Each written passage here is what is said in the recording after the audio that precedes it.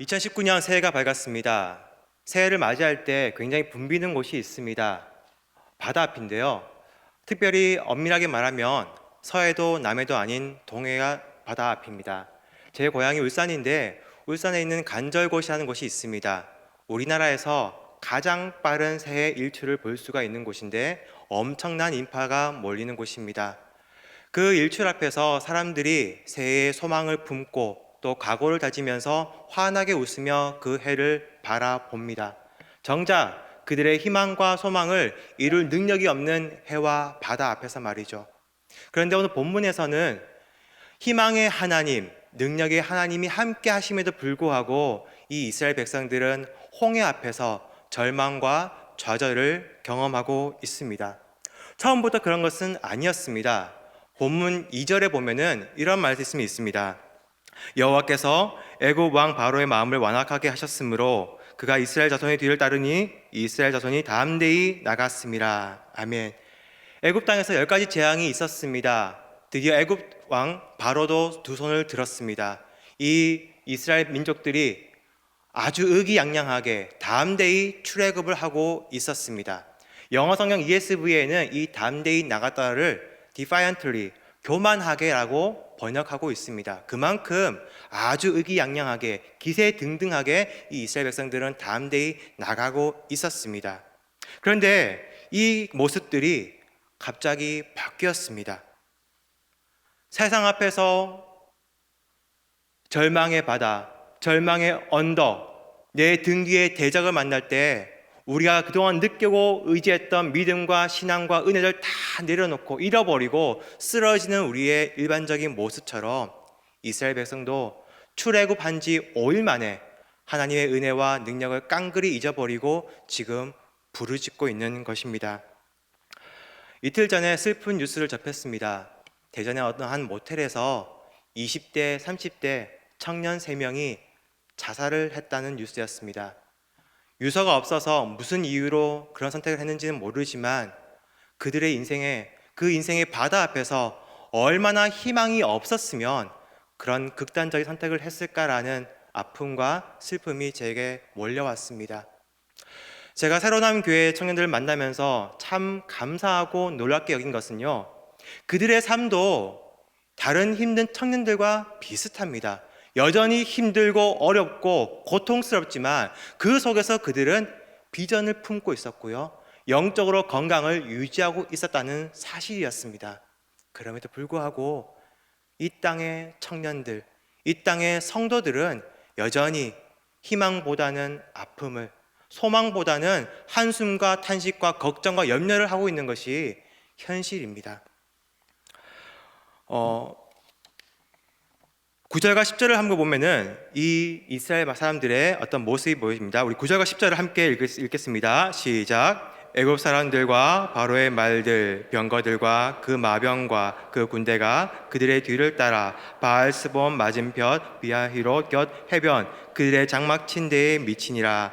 바로가 가까이 올 때에 이스라엘 자손이 눈을 들어 본즉 애굽 사람들이 자기들 뒤에 이른지라. 이스라엘 자손이 심히 두려워하여 여호와께 부르짖고. 앞에는 홍해가 가로막고 있고 이 비하이롯 해변은요, 양쪽에 산들이 서 있습니다. 그리고 뒤쪽에는 지금 애국 군대가 추격해서 바로 가까이 와 있습니다. 지금 이 비하이롯 해변은 이스라엘 민족이 오도 가도 못하고 어느 쪽으로 피할 수 없는 그런 사면초가에 놓여 있는 것입니다. 그래서 그들은 심히 두려워하여 부르짖고 있는 것입니다.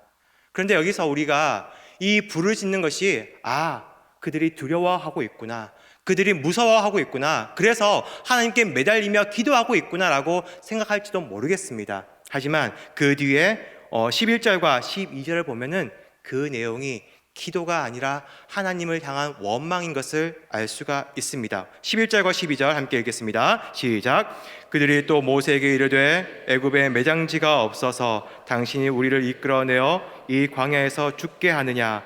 어찌하여 당신이 우리를 애굽에서 이끌어내어 우리에게 이같이 하느냐? 우리가 애굽에서 당신에게 이른 말이 이것이 아니냐?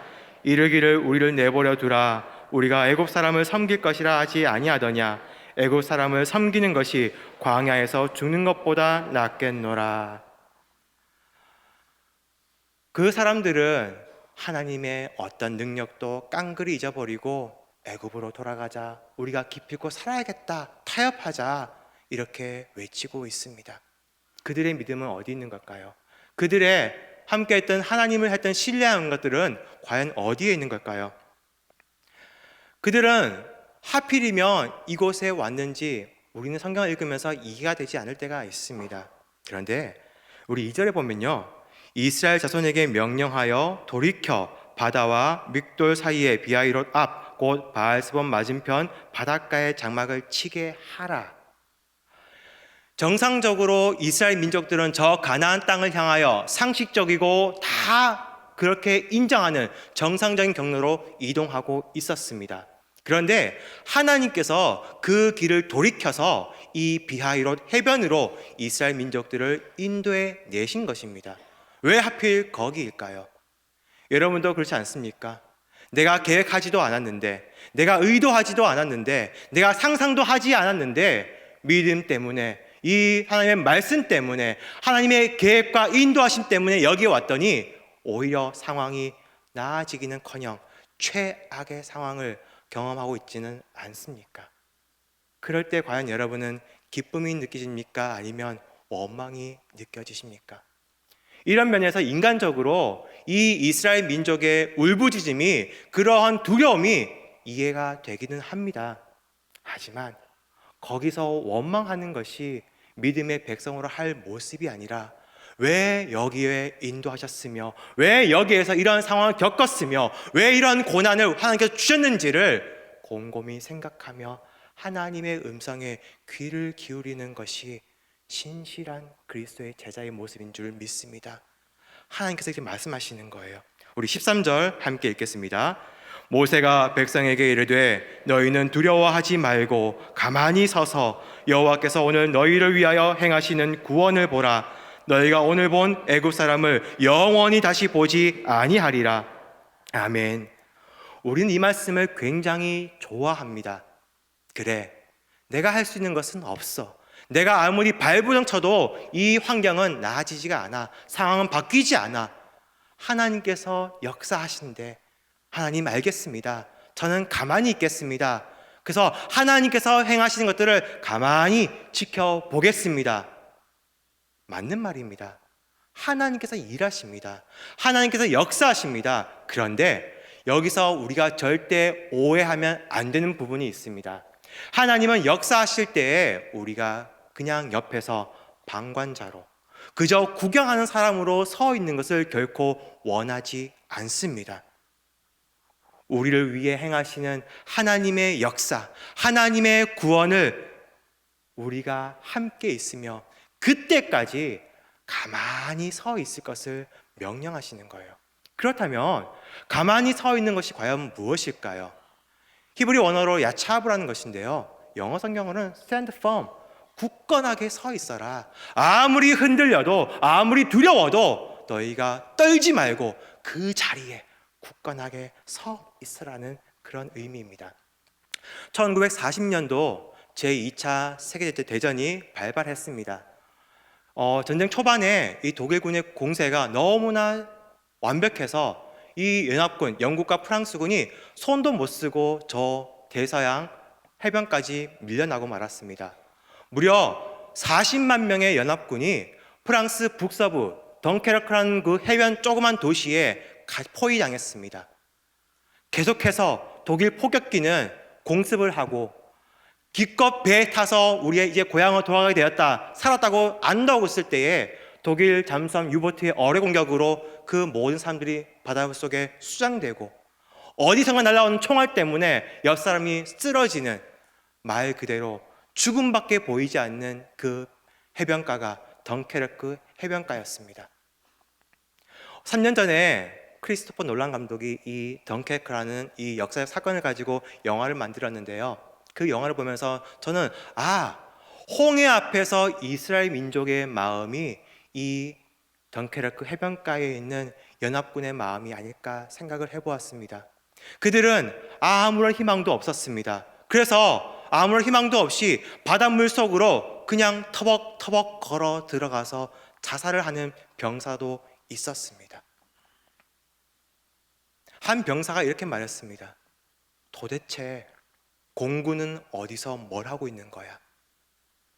자기 눈에는 독일 폭격기밖에 안 보이니까 도대체 우리 편은, 우리 공군은 어디에 있는 걸까 한탄하는 내용이었습니다. 하지만 그가 보지 못하는 저 높은 하늘가에는요, 그 연합군 공군기가 치열하게 독일 폭격기와 전투기와 싸우고 있었고, 심지어 기지로 돌아갈 마지막 연료까지 포기하고 그 연료를 마지막으로 독일 전투기를 격추시키는데 사용했습니다. 하나님은 지금도 일하고 계십니다. 우리가 보지 못하는 그곳에서 우리를 위해 일하고 계십니다. 홍해가 열렸습니다. 그런데 이 홍해가 어떻게 열렸느냐? 밤새도록 우리는 모세가 두 팔을 들고 지팡이를 든 것만 기억하는데요, 그 밤새도록 두 팔을 들고 지팡이를 들고 있을 때에 하나님은 그 이스라엘 백성들에게 동풍을 허락하셨습니다. 이 사람들은 애굽에서 시나이 반도로 건너가는 것입니다. 서쪽에서 동쪽으로 이동합니다. 그래서 만약 바다가 갈라진다면 우리의 눈앞에서, 즉 우리의 등 뒤에서 불어오는 강력한 바람, 서풍이 불어야만 합니다. 서풍이 불어야만 내 앞에 바다가 갈라지기 때문에 그렇습니다. 하지만 하나님께서 준비하신 것은요, 서풍이 아니라 동풍이었습니다. 우리가 바라고 우리가 계획하고 우리가 희망하는 어떤 장치가 아니라 그 반대, 그 계획을 뛰어넘고 뒤집는 하나님의 장치가 바로 동풍이었다는 것이에요. 왜요? 만약에 하나님께서 우리의 바람대로 서풍을 보내셨다면 우리의 의도대로 우리의 눈앞의 바다는 갈라지기 시작했을 것입니다. 하지만 바닷물이 갈라질 때에 그 바닥은 여전히 지퍽지퍽한 진흙과 같은, 갯벌과 같은 뻘, 그래서 그 바다를 건널 때에 한 걸음 한 걸음 나아가기도 힘드는 그러한 상황이었을 것입니다. 하지만 우리 하나님은 밤새도록 동풍을 불어서 내 눈앞의 바다가 아니라 저 건너편의 바다부터 열리기 시작해서 그 바다까지도 완전히 말려서 마른 땅을 건너게 하시는 완전하시고 치밀하신, 전능하신 하나님인 줄 믿습니다. 우리의 인생도 마찬가지입니다. 하나님 왜 침묵하십니까? 왜 하나님 나를 내버려 두십니까? 왜 하나님 내가 이 절망의 바다 앞에서 울고 있는데, 절규하고 있는데 왜 하나님은 이 바다의 파도가 조금도 움직이지 않고 있는 것입니까? 라고 하고 있을 때 이미 하나님은 동풍을 불어 우리 인생 가운데 완전하신 구원의 계획을 실천하시고 역사하시며 지금도 일하고 계신 줄 믿습니다.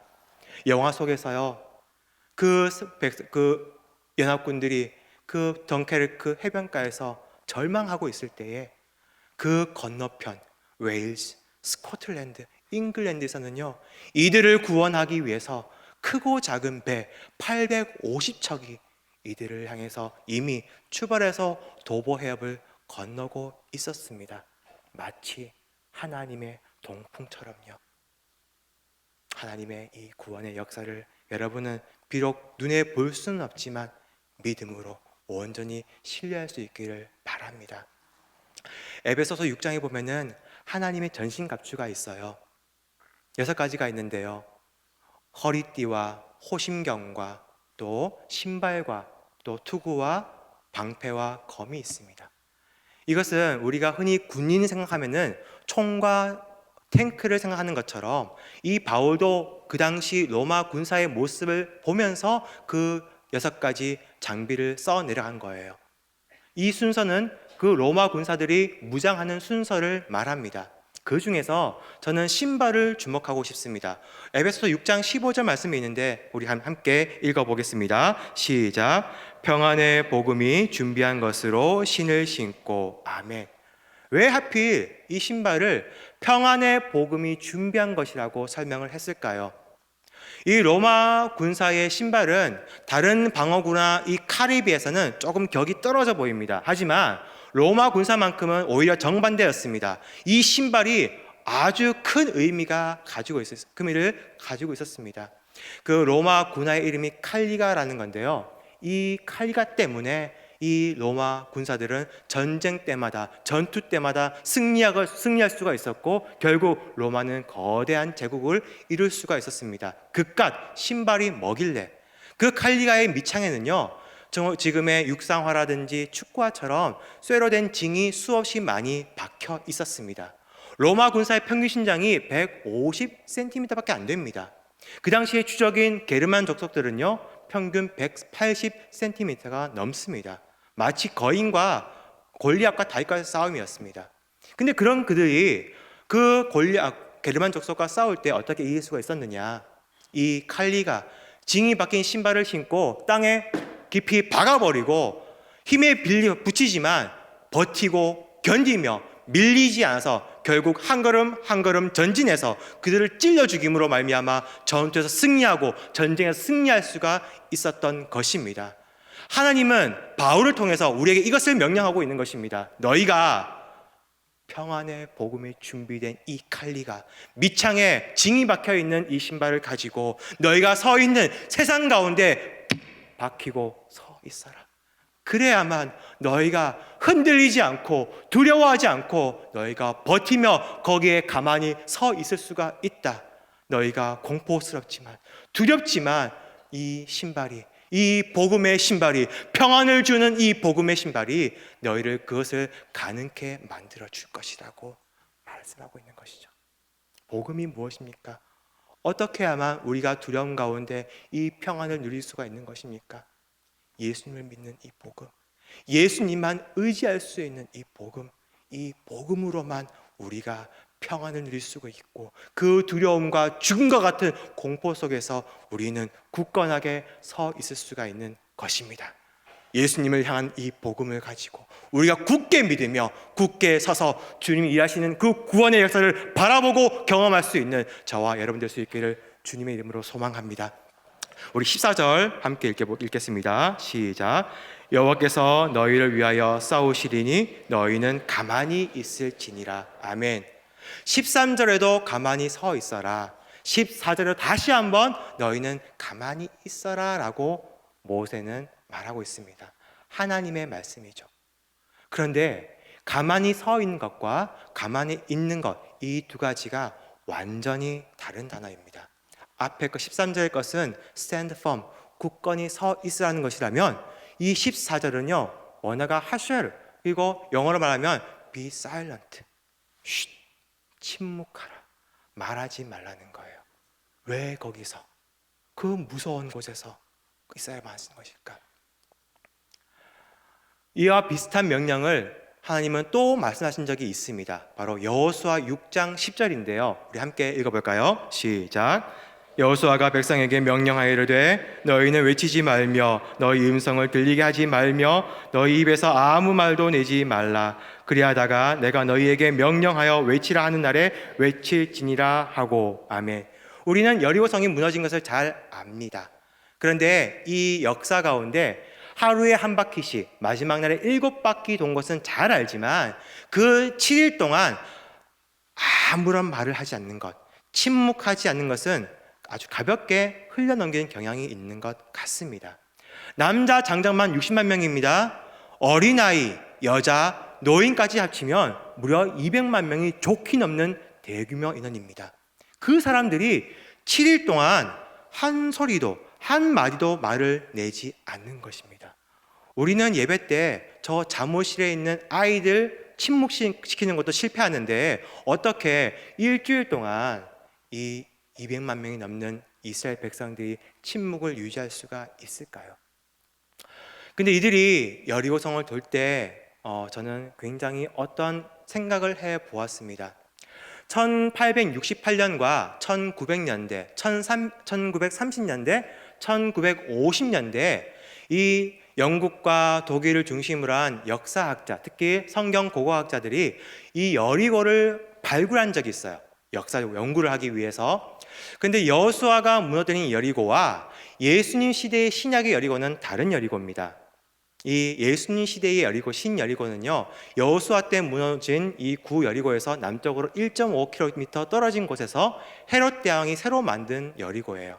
그래서 이 고고학자들이 여호수아 때 무너진 구 여리고를 발굴해서 조사를 하게 되는데 몇 가지 특징을 발견하게 되었습니다. 첫 번째가 이 여리고는 외성과 내성벽에 있는 이중 장벽의 성벽이었다. 그리고 이 여리고 내에 샘이 있었다. 그래서 물이 있어서 이 사람들은 밖에 나가지 않아도 얼마든지 식수를 공급받을 수가 있었다. 그리고 발굴했더니 아주 수많은 양의 곡식 항아리, 화석이 발굴되었습니다.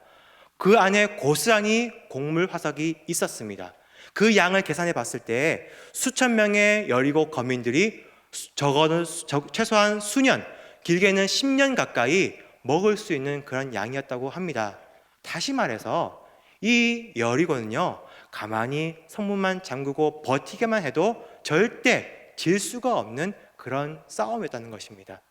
그런데 이 여리고성을 이 이스라엘 백성들이 한 바퀴씩 침묵하면서 도는 것이죠. 그런데 처음에는 이 여리고민들도요, 소문을 들었습니다. 이스라엘 백성들이 너무나 많다. 200만 명이나 된다. 그리고 그들이 홍해를 마른 땅같이 건넜다. 아말렉 족속들을 진멸하다시피 했다. 두려워 떨었습니다. 요단강을 건넜다는 소식도 들었을 때 그들의 간담이 녹는 듯 했습니다.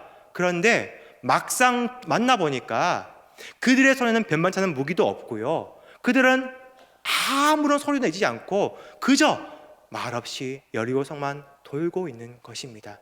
처음에 그 두려움들이 아마 그들의 모습들을 보면서 바뀌기 시작했을까요? 별거 아니구나. 그래서 그들은 아마 성벽에 올라서 이들에게, 우리 이스라엘 백성들을 향해서 이렇게 했을 것입니다. 온갖 욕을 하기도 했고, 돌멩이를 던지고 쓰레기를 집어 던지고, 심지어 똥과 오줌을 퍼부으면서 멸시와 모욕을 서슴지 않았을 것입니다. 그럴 때에 그 똥 오줌을 뒤집어 쓰는, 그 돌멩이를 맞는 이스라엘 백성들의 마음은 어떠했을까요? 부모님 욕을 당하고 하나님의 이름이 멸시당하는데 그 소리를 고스란히 듣고 나 또한 저들을 향해서 욕하고 싶고 반항하고 싶고 받은 것 이상으로 되고 싶은 그런 마음이 들지 않겠습니까? 그런데 하나님께서 명령하신 것은요, 침묵하라는 것이었어요. 인내해라. 이것까지 참아내라는 것이었습니다. 그것을 다 참아내는 것, 그것이 우리의 이 땅을 살아가는 모습이야만 합니다. 한번 생각해 보십시오. 여러분의 주위의 사람들, 특별히 교회를 다니지 않고 예수를 믿지 않는 사람들의 모습들을 한번 떠올려 보십시오. 그들은 나보다 더 높은 곳에 있습니다. 마치 성벽에 올라와 있는 여리고 거민처럼 그들은 나보다 더 높은 지위와 높은 어떠한 것들을 가지고 있습니다. 그들은 물과 풍족한 식량을 가지고 있었습니다. 마찬가지입니다. 저 세상 사람들은 나보다 더 좋은 것, 나보다 더 많은 것, 나보다 더 귀한 것들을 많이 가지고 있고 심지어 승승장구하며 형통하기까지 합니다. 그들은 이중 성벽 가운데 안전한 곳에 거합니다. 이스라엘 백성들은 광야 바깥에 노숙하고 있습니다. 우리에 비해서 세상 사람들의 그 모든 것들은 너무나 좋아 보입니다. 너무나 부럽습니다. 너무나 배가 아픕니다. 너무나 가슴이 쓰려옵니다. 하나님, 왜 악인은 형통하고 정작 헌신하고 믿음으로 이 모든 것들을 싸우고 버티는 내 인생은 이렇게 힘들기만 합니까? 라는 생각이 있지는 않습니까? 하지만 거기서 끝까지 침묵하고 끝까지 인내하며 끝까지 너희는 가만히 있을지라는 이 명령에 순종했을 때에 그 결과는 어떠했습니까? 무너진 것은 여리고 성이었습니다. 근데 4차례에 걸쳐서 이 발굴단이 한 가지 더 놀라운 사실을 발견하게 되었습니다. 이 여리고 성이 무너질 때요, 성벽이 어떻게 무너졌느냐, 다 안쪽으로 무너졌다고 합니다. 한번 생각해 보십시오. 나를 안전하게 지켜주는 그 성벽, 내 생명과 내 소유를 지켜주는 그 성벽이 도리어 안쪽으로 무너져서 내 머리 위로, 내 사랑하는 가족 위로 떨어지기 시작하는 거예요. 결국 그 사람들은 내가 그토록 의지하고 믿었던 성벽에 깔려 죽는 그런 역사가 일어났습니다. 바로 여리고에서요. 결국 승리를 거두는 것은 하나님의 말씀 앞에 순종하고 인내하며 따르는 이스라엘 백성이었습니다. 우리의 지금의 처지, 지금의 상황이 이해가 되지 않고 납득이 되지 않고 여전히 인생의 바다는 그 파도가 나를 삼킬 듯이 몰아친다 할지라도 하나님께서 여러분에게 명령하신 말씀들, 하나님께서 여러분에게 보여주신 그 비전과 계획들을 여러분들은 신뢰하시기 바랍니다. 여전히 절망이 있다 할지라도 여러분들께서는 그 자리에 굳건히 서서 주님을 향하여 오로지 기도하며 순종하며 헌신하며 모든 것들을 주님 앞에 내어놓을 때에 여러분의 삶이, 여러분의 서 있는 그 자리가 하나님께서 일하시고 하나님께서 기적을 베풀어 주시는 승전지가 될 줄로 믿습니다. 덩케르크에서 이 사람들의 모습은요, 승리하는 모습이 아니었어요. 이 사람들은 철수하는 거였습니다. 퇴각하는 거였습니다. 그런데요, 이때 무려 연합군 33만 8천 명이 무사히 철수할 수가 있었습니다. 그리고 5년 뒤에 제2차 세계대전은 연합군의 승리로 끝을 맺었습니다. 역사가든 다 입을 모아서 말하는 거예요. 만약 그때에 이 덩케르크에서 이 33만 8천 명의 연합군이 철수되지 않았다면, 그들이 다 죽었더라면 아마 이 승리는 독일에게 돌아갔을 것이라고. 여러분의 지금의 영적 전투, 그 삶의 자리가 비록 승리하는 영광의 모습이 아니라 할지라도 버티면 됩니다.